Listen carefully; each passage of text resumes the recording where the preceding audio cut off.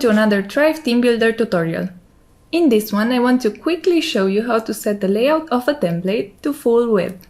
First of all, in the Thrive Team Builder dashboard, access the Templates section from the left sidebar. This will open a list of all the available templates. Hover over the one that you want to be a full width template and click on the Edit button.